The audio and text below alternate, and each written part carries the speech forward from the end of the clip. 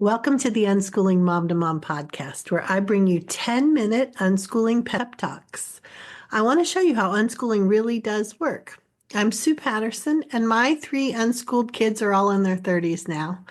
I have so much to share with you, what worked and what didn't work, and how you can individualize it for your kids and your family. The show notes have more resource links if you want more support from me. I'm happy to help you.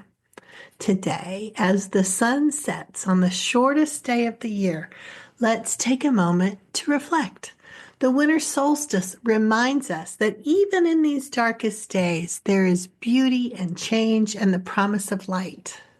As unschoolers, this seasonal rhythm can be a powerful scaffolding for learning, a way to anchor curiosity and discover in the natural flow of life.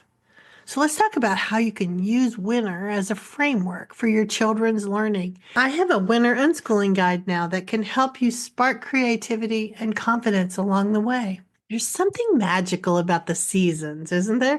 They're like nature's way of offering us a curriculum, one that doesn't come from a textbook, but is rich with lessons nonetheless. Winter invites us to slow down, to cozy up, and to explore in different ways. The cold and the quiet might initially feel limiting, but really, it's an opportunity to shift gears and embrace a new rhythm. For unschoolers, seasons can become a natural structure for learning. Instead of relying on artificial divisions like grade levels or subjects, we can lean into what's happening in the world around us. What better way to learn than by observing and participating in the cycles of nature? Now, I know that some of you might still feel a little anxious. Maybe you're wondering, how do I know if they're learning enough? How do I make sure we're covering everything? And these fears are so normal, especially if you're just beginning your unschooling journey.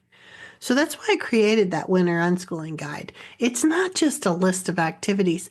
It's a way to show yourself that learning is happening organically, even when you're not following a rigid curriculum. Sometimes breaking things down into subjects can be helpful, not because we think life fits neatly into those boxes, but because it can be reassuring to see how much your kids are exploring and discovering without those boxes.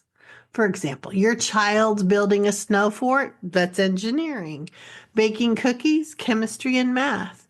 Watching how the snow reflects the moonlight, physics and art. It's all there when you look at it through a different lens.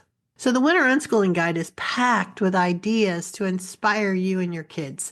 In addition to looking at winter holidays, we also look at so many activities that fall naturally into categories. It's divided into those familiar subjects like math and language arts and science and history and art. And so many of those activities overlap because that's what happens in real life.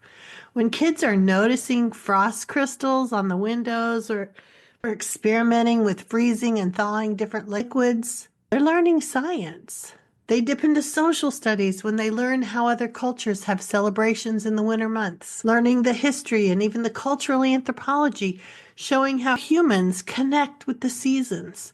The Winter Guide gives examples of subjects for 15 different holidays. Kids learn about language arts by reading myths and legends.